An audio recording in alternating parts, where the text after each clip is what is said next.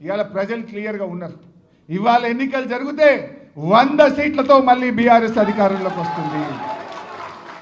కొంతమంది మాట్లాడుతున్నారు బీజేపీతో బీఆర్ఎస్ కలుస్తుంది లేదా పొత్తు పెట్టుకుంటుందని. కేసీఆర్ గారు మొన్ననే కుండబద్దలు కొట్టినట్టు చెప్పిండు. అయినా అసలు బీజేపీకి తెలంగాణ మీద హక్కు ఉన్నదా?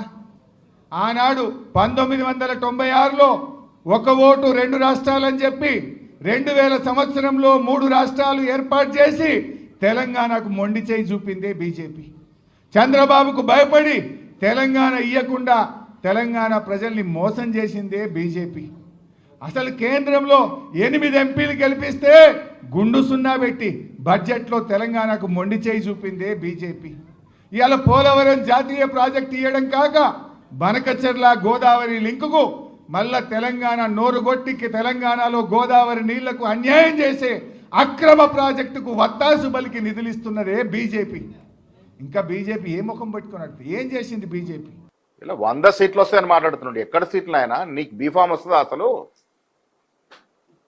4గా చీలిపోతుంది బీఆర్ఎస్ పార్టీ అని వార్తలు వస్తూ ఉంటే ఆ 4గా చీలిపోయిన ఏ బీఆర్ఎస్ పార్టీ బీఫామ్ మీద పోటీ చేస్తావు నాయన నువ్వు?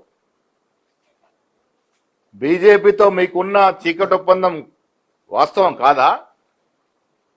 సాక్షాత్తు మీ నాయకురాలు కవితనే చెప్తా ఉంది కదా, బీజేపీతో మా పార్టీలో చాలా మంది నాయకులకి సంబంధాలు ఉన్నాయని.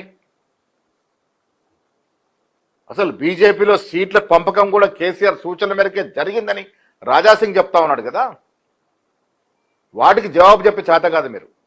ఫస్ట్ కవిత అడిగిన ప్రశ్నలకి, కవిత వేసిన ప్రశ్నలకి జవాబు చెప్పండి మీరు.